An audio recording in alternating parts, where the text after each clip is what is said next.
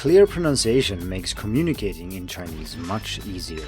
The time to level up your pronunciation is now.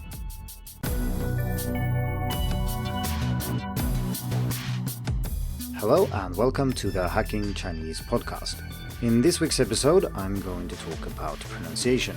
And if you've listened to the previous 39 episodes of the podcast, it shouldn't come as a surprise that pronunciation is something that I'm interested in and that I like talking about, I like teaching it, and I like learning pronunciation as well. That's why it makes me extra sad that pronunciation is often not given as much attention as it should. And this goes for teachers and curriculum designers, because pronunciation is often focused on in the first week or so and then not mentioned again. And most teachers don't correct students' pronunciation even when it's egregiously wrong. But it's also true for students who don't invest as much time and effort as they should on pronunciation.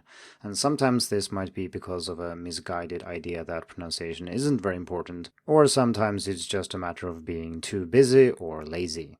The problem with this is that pronunciation is not something that most adults learn automatically just by practicing Chinese more in general. If that were the case, everybody who had studied Chinese for say 5 years or more would have very good pronunciation, but that is clearly not the case. The people who have good pronunciation tend to be those who really care about it. They listen attentively, they pay attention to their own output, and they like mimicking other people. Of course, there are some people who are just naturally quite good at mimicking and picking up accents and sounds and so on, but for most people, this is something that requires attention and effort. So let's say that you're a beginner or maybe an intermediate learner and you feel that I actually should improve my pronunciation. One of the big problems right now is that is not very easy to do. Maybe your course or your teacher doesn't focus that much on pronunciation, and looking online you can probably find some resources, but it's not that easy to find something that clearly goes through everything you need to know about pronunciation. It's not that easy to ask other people either. You cannot just ask a random native speaker for feedback on your pronunciation. Well, you can, but they are very likely to praise your Chinese regardless of how good your pronunciation actually is. And they don't mean anything bad by doing this, it's just a way of encouraging you as a foreigner to learn their language. And that is quite nice, but as a way of assessing or using it to improve your pronunciation, it doesn't work very well. This is of course why I created Hacking Chinese Pronunciation, Speaking with Confidence, which is a course that covers all aspects of Mandarin pronunciation, including initials, finals, tones, and prosody, and then of course also how to practice and how to learn these things. The reason I'm talking about this now is that I've opened the pronunciation course for registration again, and it will be open until Friday this week, that's May 14th. If you listen to this after May 14th, don't turn the podcast off just yet, because I will talk about things that are important, even if you are not interested in enrolling in the course at this time. But if you are interested and want to know more about the course, you can go to pronunciation.hackingchinese.com. And if you go there after the course has closed this time, you will be able to leave your email so that I can notify you when I open the course next time. The course comes in two variants. The first is a basic video course that contains, everything about initials, finals, tones, and prosody that you need to be able to speak Mandarin clearly and with confidence. And the other variant is the same, but with an added professional feedback, where I give you objective feedback on your pronunciation so that you know what to work on and can improve further. So now I'm going to talk about a couple of things that I've noticed when giving feedback to people and listening to pronunciation. And this is done both for words, for sentences, and for free speech. So two of these I've actually already talked about on the podcast, so I will not dwell on them for too long. The number one problem is the third tone, and this is something I talked about in episode 26. The most common problem here, of course, is that many students pronounce it as a rising tone when it shouldn't be. So in a word like 美国, America, people tend to say 美国, going up on both, but you should be just down on the first one. It should be a low tone. 美国, 美国. Or if we're saying the number 50, it should be 50, 50, not 50 or something like that. And this is one of the most common problems, not just in this course, but in general. And even if a student knows how it is supposed to be pronounced, It often works well in a word and then maybe in a sentence, but once you get to a free speech where you're talking about something, a topic, or introducing yourself or something like that, then the errors start creeping in. And this third tone error is by far the most common one. Problem number 2 is the second tone, which I also talked about in a recent episode, in episode 37 if you're interested in that. And there are several problems relating to the second tone. The two most important ones being not rising enough or rising too late. Both of these risk your second tones sounding like third tones, and if you are adding some kind of third tone problem to that, these two tones often get confused or mixed up, and that can be problematic. Like I said, I've discussed these two problems in 2 previous episodes, so I will leave it at that. The third problem, though, I haven't talked about in a podcast episode, but it is something that is core of the initials part of the course, and that has to do with aspiration. So aspiration in phonetics is a puff of air. So for example, when I said puff there, you can hear there is a after the p. So we have aspiration in English, but it is much more important in Mandarin, and aspirated sounds are also aspirated much more in Mandarin. And so the problem here is twofold for students. So first you need to be able to pronounce these sounds, and then you also need to figure out how they are written in pinyin. And if you're not sure about the difference between pronunciation and pinyin, that was something I spent an entire episode talking about, and that is episode 38. So anyway, we have a large number of pairs in Mandarin that are differentiated only because one of them is aspirated and the other one is not. And this is something that is usually taught quite well. I've been taught this myself, and I've seen it taught to others, and there's rarely a problem with the basic approach here. For example, if we take the sounds ba and pa, the first is not aspirated, that's pinyin B, and the other one is aspirated, and that's pinyin P.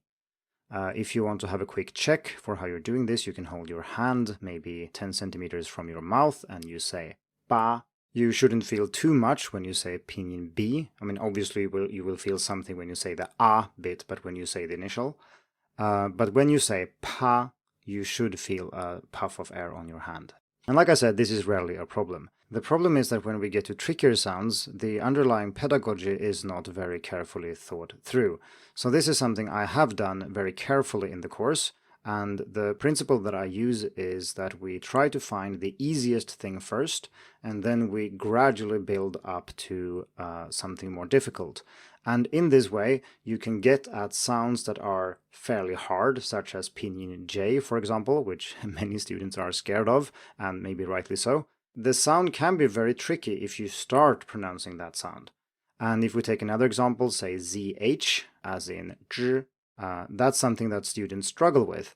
That's not necessarily only because the sound itself is hard. Yes, it is complex, but it also consists of easy sounds. It is composed out of smaller parts that each on their own is not that difficult. So if you build up to it, starting with the easy things and then gradually adding one component at a time, you can learn to pronounce these sounds, and you will also see that pinyin spelling actually makes sense, and it will be much easier to remember it.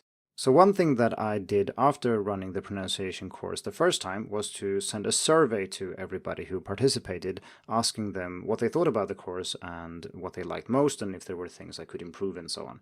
And one thing that stood out to me in almost all the answers that were positive about the course was that the explanations were clear and organized in a pedagogical way. And I'm not going to read through what students say here on the podcast, but I put a few testimonials on the pronunciation info page if you are interested. So let's get back to aspiration and what this pedagogical approach means in practice.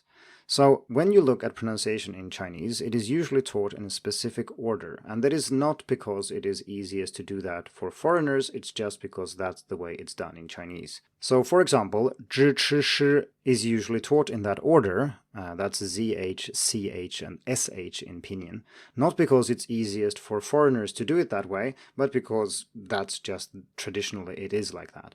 So first, we are using a final that is in itself difficult.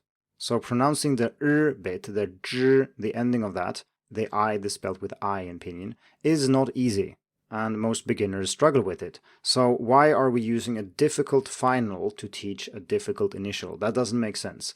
So what I do is that I just switch it out for a, which is a very simple final. That being done, let's look closer at the order of the initials themselves. So we're starting with ZH, then CH, and then SH. What I do, rather, is to do almost the opposite. I start with SH. And why is that? Well, if you look at the pinyin, this is not apparent, but if you look at IPA, that's the International Phonetic Alphabet, you can actually see which individual sounds this composite sound is made out of. And you will see that one symbol recurs, and that is the symbol for sh, and that is the beginning of sha, right? S-H-A in pinyin. So once you've learned that sound, and obviously I can't go through all the details in this podcast episode, and some of these things make more sense if you can show pictures and draw diagrams and so on, but I think I can still convey the basic idea. So once you know that basic sound, then you move on to the next one, which is ZH, which is pronounced ja. So the difference here is that we still have the sh bit in it, ja, it's pretty short, but it is there, and in front of it we have a stop. So that means that we stop the airflow and then let it out again. And when we let it out, we do this sh sound we had. So ja, ja, you build up a little bit of pressure and let it go, and then you have ja. And this is where we really need to know aspiration, because the next step here is to do the same thing, but with aspiration. And then we get cha, cha. So it is a ZH, same as we just did, but now we add the aspiration. So if you're looking at this, you need to know aspiration, you need to know the sh sound, and you need to know that you're supposed to combine it with a stop in front, so you get this combined sound. Now, like I said, if you do all these things at once, of course it's going to be hard. But if you learn about aspiration first, you really learn aspiration, you know it. Then you move on to learning the tongue position for sh, so you really know that. And then you move on to adding this stop in front, and now you're also clear about what aspiration is, so you know you should not have aspiration on ZH. And then finally you move on to adding aspiration and you get CH. And then after that you do the same thing with S, Z, and C in pinyin. You do it with X, J, and Q, and then you put all these in a nice table and you kind of relate them to each other, you contrast them with each other, and you really learn these things so you don't have to guess how they are pronounced. Because that is one thing that you really never should do. You should never guess how pinyin is pronounced. There are only about 20 initials and 40 finals, and most of the finals are just straight combinations of basic sounds. So there isn't that much to learn, so if you go through it, you don't have to guess, and you don't have to cement bad pronunciation unnecessarily. So before I round this off, I just want to make clear that this type of theoretical explanation can be very helpful for learning, say, pinyin. It can be important for paying attention to the right parts of pronunciation when you listen and when you speak, but obviously you don't learn pronunciation simply by learning theory or going through how sounds are supposed to be created and so on. This is just a crutch or an aid that we can use as adult learners because our brains are simply not equipped to just hear these sounds and automatically absorb them without any filters. That's simply not how it works. So this is meant to be one part of what you're doing. The rest would be listening and mimicking. Those are the two main things that you should really do. Okay, so I think that's enough of pronunciation for today, but of course if you're interested in getting much more of this and in a nice video format, you can check out the pronunciation course, so go to pronunciation.hackingchinese.com. And like I said before, if the course is not open when you get there, you can leave your email address and I will let you know when it opens again. Thank you for tuning in to the Hacking Chinese podcast. If you like this episode, please share it. More information and inspiration about learning and teaching Chinese can be found at hackingchinese.com. See you in the next episode, and until then, good luck with your studies.